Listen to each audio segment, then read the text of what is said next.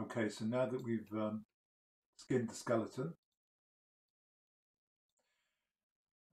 we need to add a few controls. Now, normally I would add controls pretty much for the whole body, arms, hands, legs, head, but we're going to, again, like I was saying before, we're going to super simplify this rig.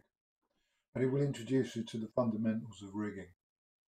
So I'm going to basically, there's a kind of, I guess you could call it a rule, that below, and this is a very general rule and it doesn't always hold true, but just generally speaking, it's sometimes said that below the waist is IK, inverse kinematics, above the waist is FK, forward kinematics.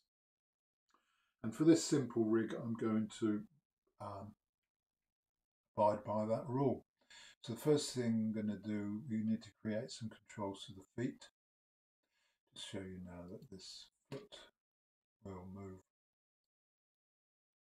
Now you can see there's a bit of deformation going on, which isn't necessarily exactly what we want. So, for example, you can see in the stomach. Well, it's not bad. And what I'm trying to get to is that we can adjust the weighting being the degree of influence that a bone has on a mesh. And I'm just going to go to my attribute editor, just quickly show you, if I show you the mesh component display vertices, you can see it's displaying these points here. Maybe it's clearer if I put it into our frame. Pressing 4, it's not clearer, let's keep it on. Shaded, so you can see that, so for example, this bone here is, I'm distinguishing joints from bones. So the bone is kind of the long bit that separates two joints. The joints are the junctions of two bones. So you can see that this joint here is kind of this mustardy, yellowy green, and you may just be able to discern that the verts in the vicinity of that are the similar colour. And maybe you can contrast that with this bone here is kind of this blue colour, and you can see the verts are also blue. So basically, and though this colour coding is basically showing the weighting. So for example, a very blue vertex is going to be going to have strong influence from a very blue joint. Round the, so here we've got a green move into sort of turquoise, and the verts in between will weighted to some degree weighted to both. So if I select this joint, you can see, oh, let's select that joint. Around the elbow, you can see that these verts here are being influenced by both bones.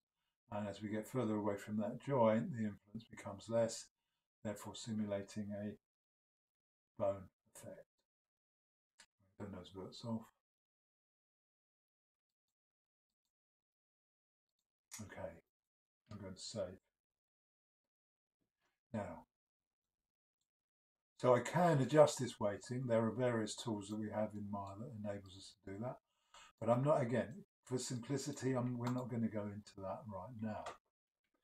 So I'm going to create a control for this foot. At the moment, if I move this foot, it's not going to move in a really very controlled way. You can see it kind of flops around. So I want to enable myself to control this with more accuracy. So to do that, we're going to create a NURBS primitive circle. I'm going to go into the options.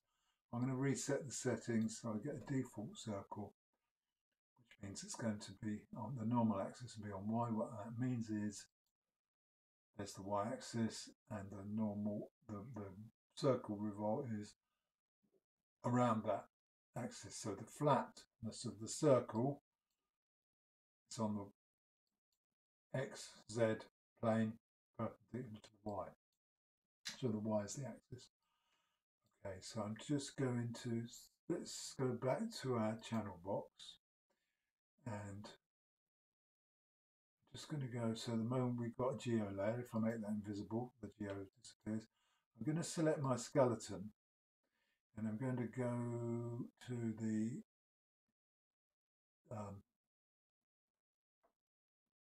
layer panel, and I'm going to choose the right hand button, making sure this is selected. This button will select, we'll create a layer and put the selected objects in it. So create that, and if I press V, visibility, you can see that skeleton now disappears. I'm going to double click on that layer. I'm going to call that skeleton layer underscore layer and save it.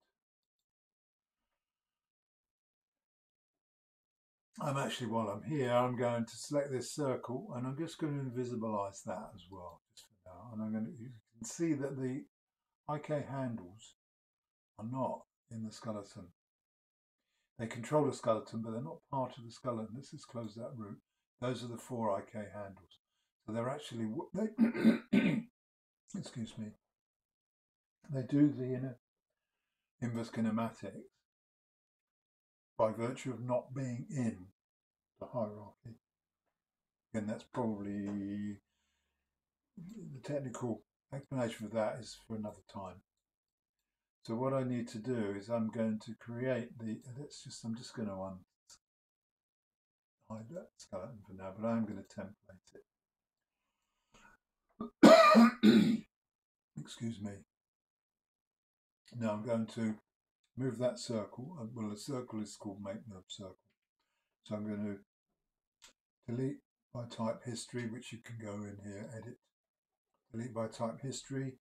Note the shortcut is Alt-Shift-D. So I can go Alt-Shift-D, gets rid of that history that was sitting there. Again, I'll talk about history at another time. I'm going to move this. I want to move this center of this circle to be at that point there. So I'm holding down V. V is snap to point. You know, so notice as a little square here. If I'm holding down V, turns to the little square turns to a circle, and it's going to snap. Let me just get close. Now the snap tools in later versions of Maya are very sensitive. And actually, let me just untemplate the skeleton layer, so I might get it stronger. Yeah, snap to that joint. That's better.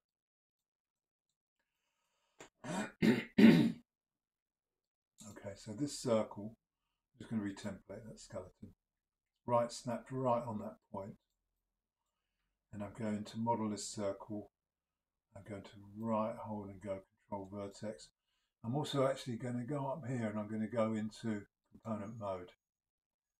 There's 3 buttons up here, you can ignore that one. This is object mode, this is component mode. And I'm going to modify this shape. I'm going to move these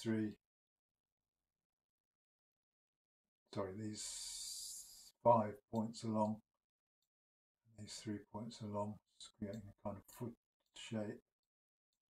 This is going to be the left foot controller, so I'm going to modify it to be vaguely resembling a kind of left footprint.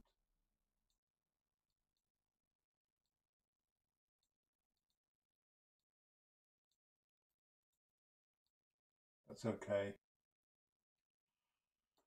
Go back to object mode. I'm going to call this object left L underscore foot in lowercase underscore CTRL in uppercase. This is going to control the left foot.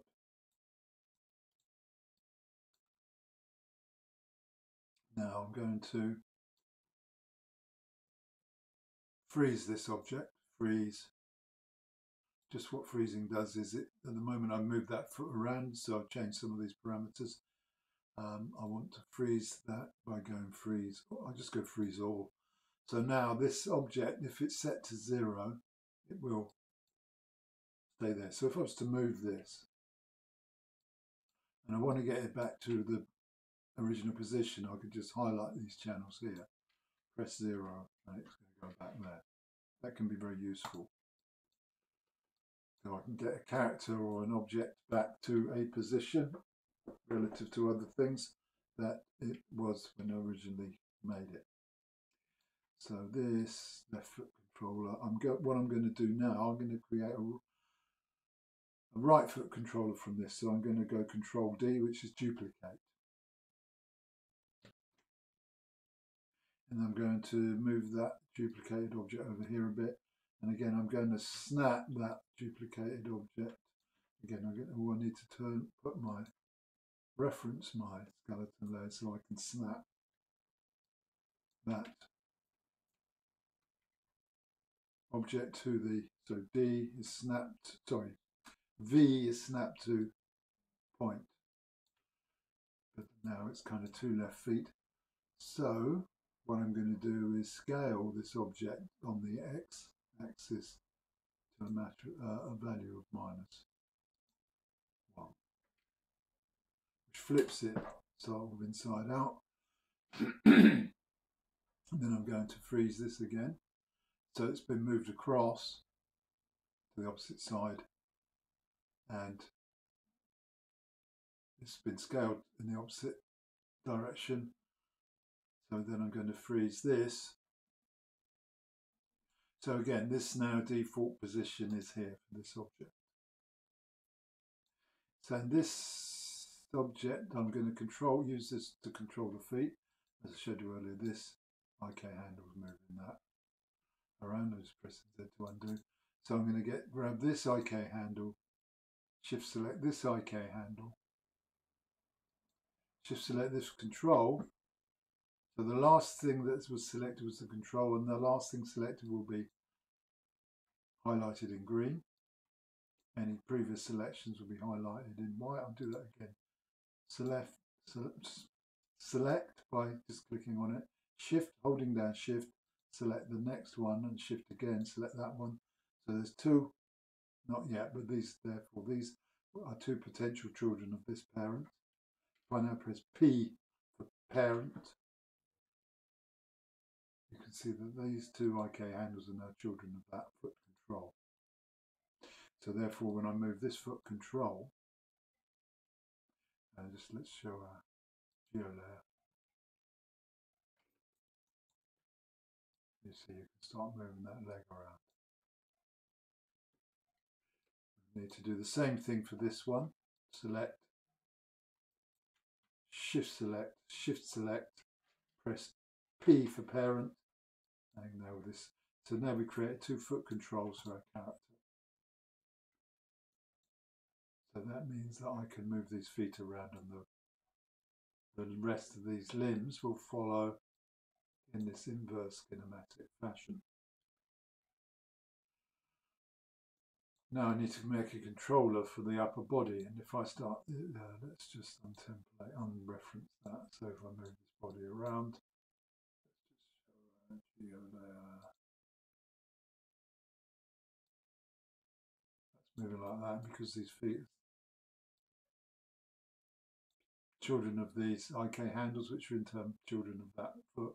Those foot are planted firmly, and the body can move around. Pressing undo, put that back up there. So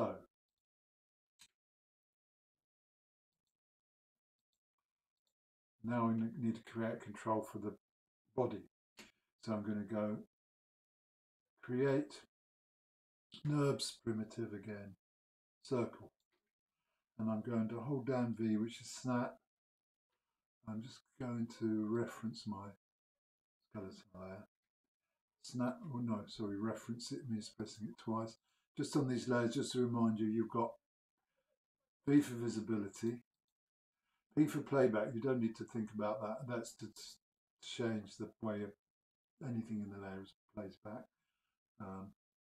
And this is the active template or reference button. If it's blank, it's the layer is active, i.e. you can move, it's as if the layer wasn't there. The layer, you can select and move objects, etc. in that layer. If it's templated, you cannot.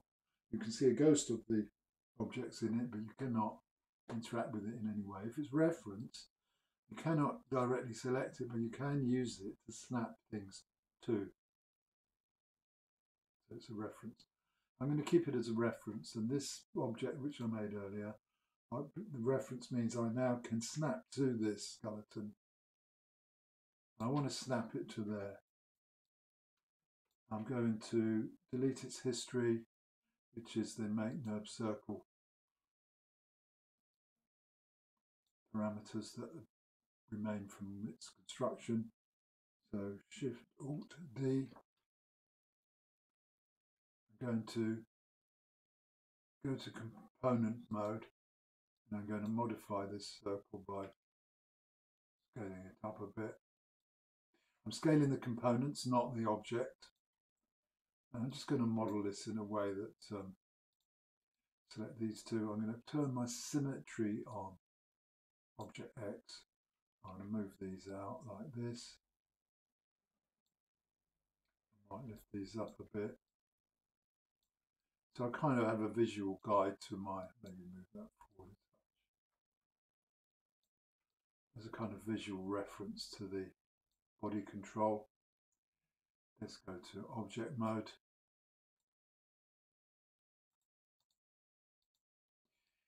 And I'm going to call this body control.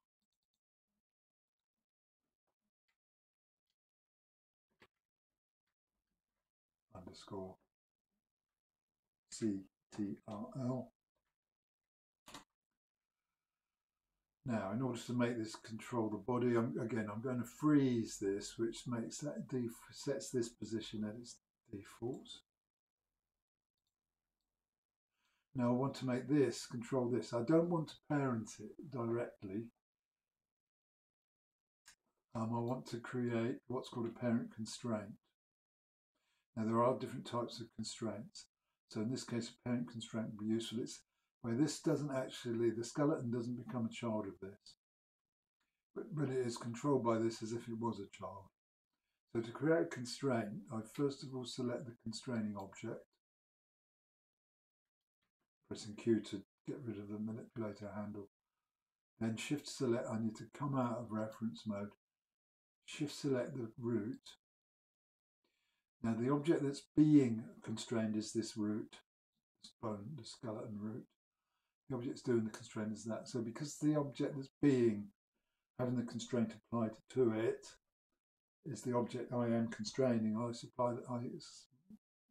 select that last. Kind of the opposite, intuitively it's opposite to selecting the parent last. But it is logical because you're selecting the object that's going to be constrained. So I selected the constrainer and then I've selected the constrainee. I'll hold it down space bar, go to the constrain menu. I'm going to just go in the constrain parent menu. It says if I go to the reset setting, so it's at its default, that is what I want. So basically, it constrains the movement, the translations and the rotations on all three axes. And I click, and it maintains the offset, which means if it's not got the same rotations,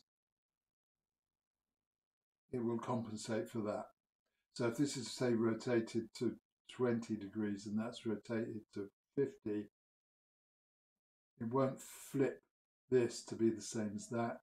The offset, it will keep the offset, the difference between the rotations will be maintained, which is what I want, and I'm going to click Add.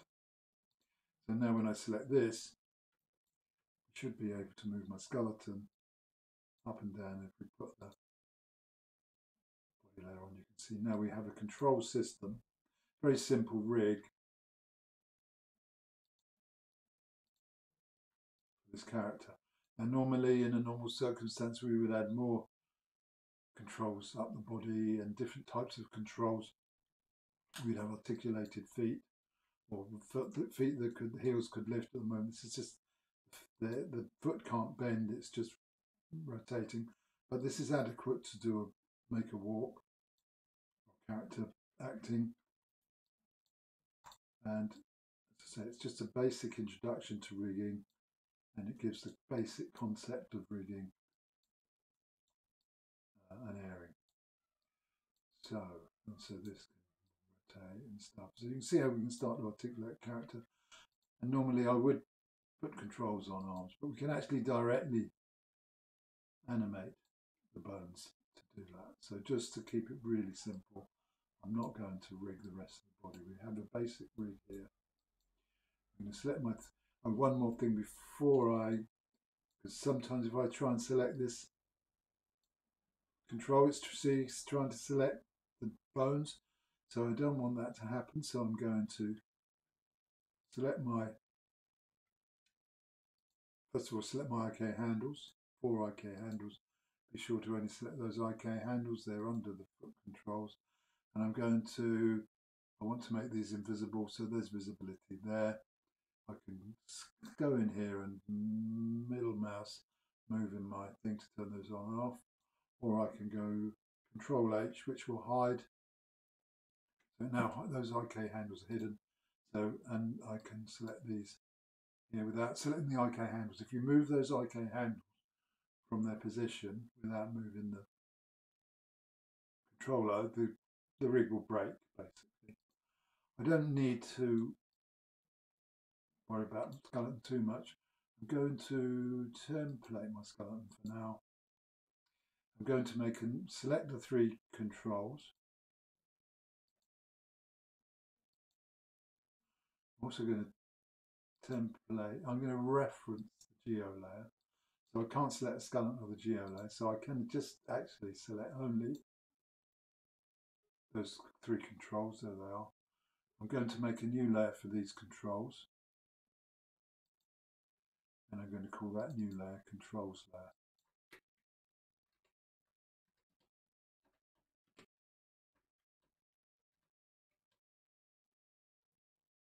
Save. So now we're ready to animate this character. But that's for another lesson.